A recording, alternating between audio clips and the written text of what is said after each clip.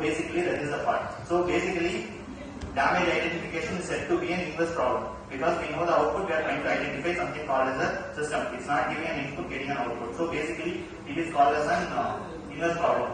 But why we need to do structural health monitoring? Why we have to monitor thing is that we are seeing collapse of the structure. Basically, civil engineering structures, we are all proud of that. We are constructing our structure and seeing that it is being over for a lifetime. During at least our lifetime or even our next generation, we are seeing that. So that gives us the proud because any other engineer will not say that we see that this building is constructed by me and it is standing like 60 years or something. If that failure has happened, it not only affects the structure, the people who are staying inside the building is also going to be getting some fatal severities, injuries. So that is also the major impact of it. So then almost all structures have become old or it become aged. So a lot of deterioration has happened. So there is a need to inspect those structures. So in this perspective, structural health monitoring comes into the picture. So basically, in the major challenge what we see is that for new structure, if we are developing some new sensors or something like that, we can embed the sensor. We have some basic drawings.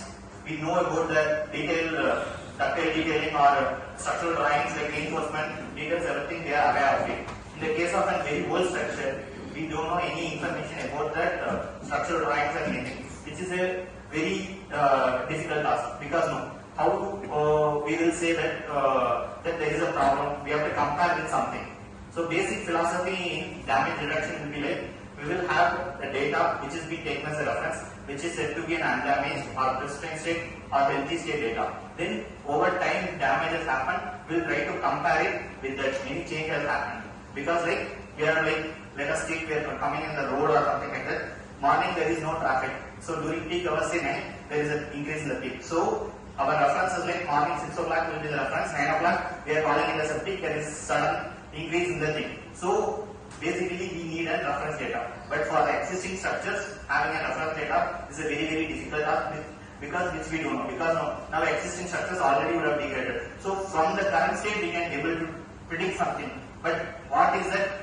First we have to evaluate the current condition, we have to take it that as a reference and we have to move forward. So that we have to think in terms of an existing structure. Apart from that, it always helps to develop some technique called baseline free approaches, which is works independent of the reference data. So like without need of the healthy detailing, healthy information we could able to develop. So that will be a good topic of it. So that's why researchers will work in the area called baseline free structural health monitoring. So it means we don't need a